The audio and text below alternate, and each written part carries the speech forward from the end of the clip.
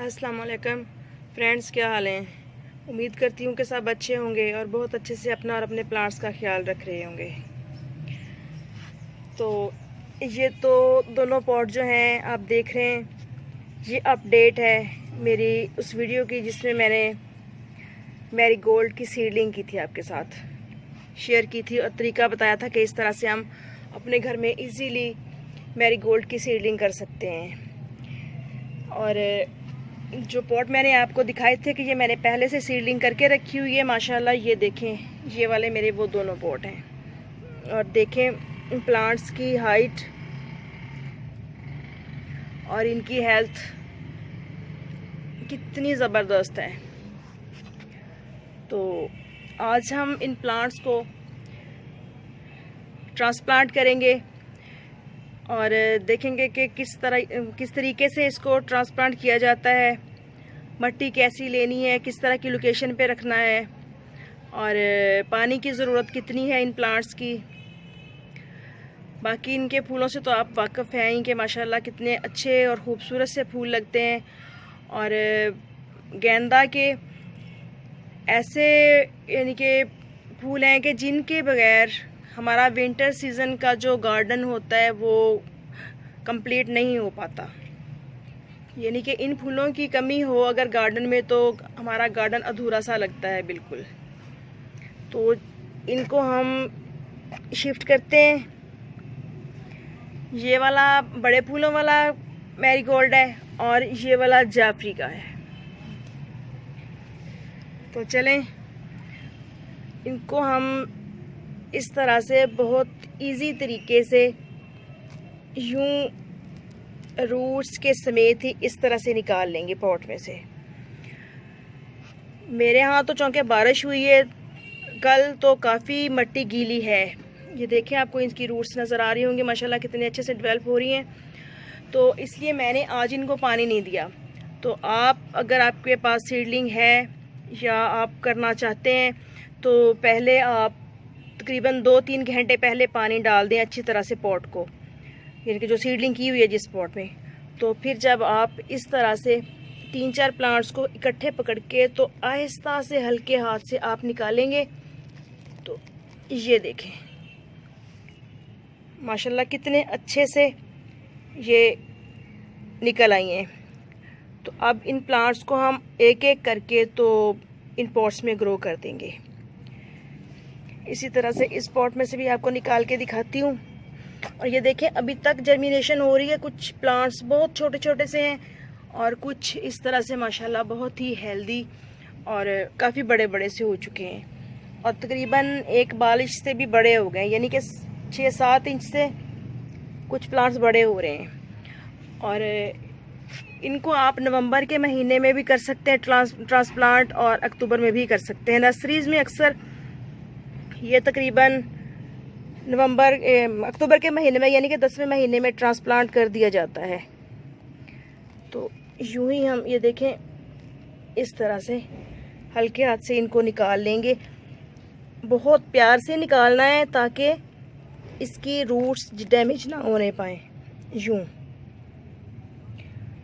तो ये देखें माशाल्लाह इस प्लांट की हाइट देखें आप, ये देखें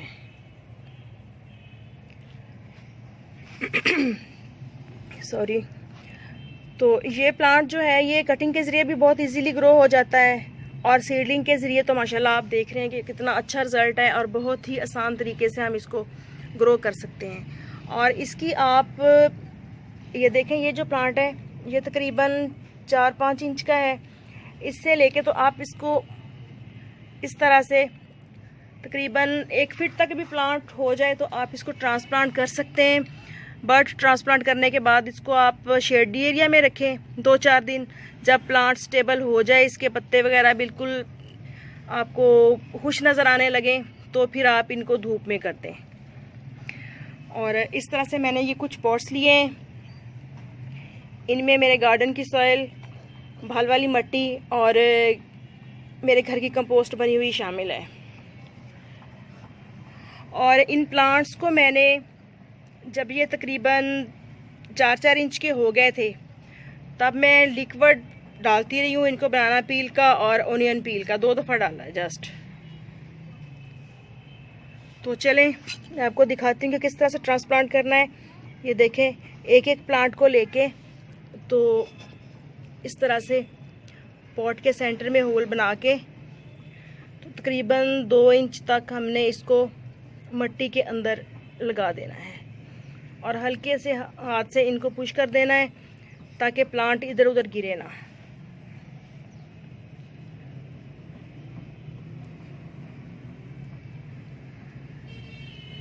और इसकी भी डहलिया वाली सेम कंडीशन है कि आप अगर खुली स्पेस में लगाएंगे तो अच्छी फ्लावरिंग होगी।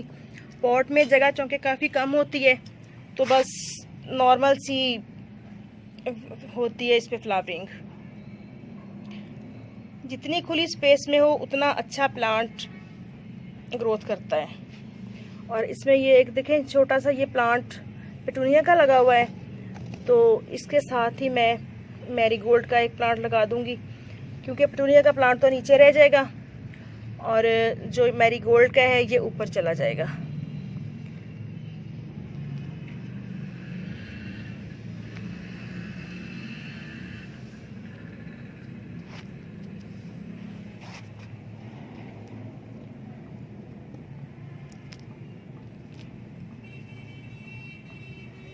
और प्लांट्स लगाने के बाद बेशक मिट्टी मेरी गीली है लेकिन फिर भी मैं इसको थोड़ा थोड़ा सा पानी दूंगी ताकि पानी की कमी से प्लांट स्ट्रेस में ना आए।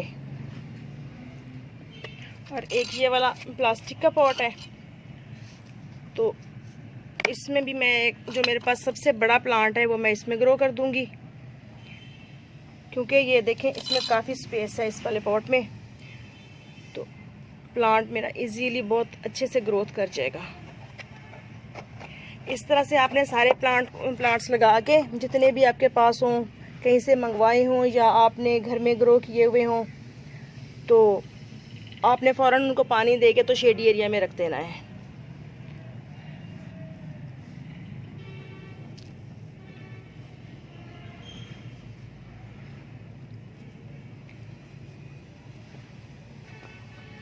चलें अब इनको पानी देने का टाइम है तो अब इनमें डालते हैं हम पानी और इनको रखते हैं शेड में।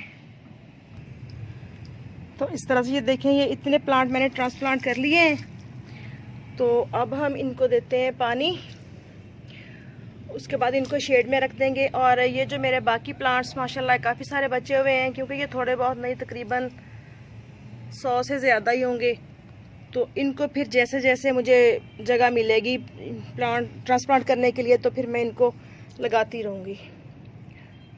और कुछ ये देखें मैंने इस तरह से जिनमें सीडलिंग की हुई थी उनमें लगा दिए हैं, कुछ पॉलीथीन बैग में भी लगाए हैं और इस तरह से ये प्लास्टिक का एक कंटेनर मेरे पास पड़ा था उसमें भी लगा दिया है। अब मैं इनको शेड में रख दूँगी। तो ओके फ्रेंड्स, आई थिंक कि आपको ट्रांसप्लांट करने का तरीका सब समझ आ गया होगा, तो मेरे चैनल को सब्सक्राइब ज़रूर कीजिएगा। फिर मिलेंगे नेक्स्ट वीडियो में नेक्स्ट टॉपिक के साथ। और ये देखें मैं आपको एक चीज़ दिखाऊं, और ये वाला बाउल मेरे पास खाली पड़ा था, इसमें कुछ नहीं था, चंद एक ये पर्पल हार्ट प्लांट की कटिंग्स लगी हुई थी और ये चंद दाने इसमें गंदम के डल गए। और ये मैंने ऐसे ही सीड बचे थे सीडलिंग करने के बाद, तो जिनको मैंने इसके मिट्टी के ऊपर ऐसे ही फेंक दिया था, स्प्रिंकल कर दिया था, यानी कि ना ऊपर मैंने कोई मिट्टी डाली ना कुछ एक्स्ट्रा किया, बस तमाम प्लांट्स के साथ थोड़ा बहुत पानी इसको डल जाता था। तो माशाल्लाह देखें ये भी जाफरी मैरीगोल्ड की सीडलिंग तैयार हो गई है कितनी सारी। तो इजाज़त दीजिए, फिर मिलेंगे नेक्स्ट वीडियो में नेक्स्ट टॉपिक के साथ। अल्लाह हाफिज़।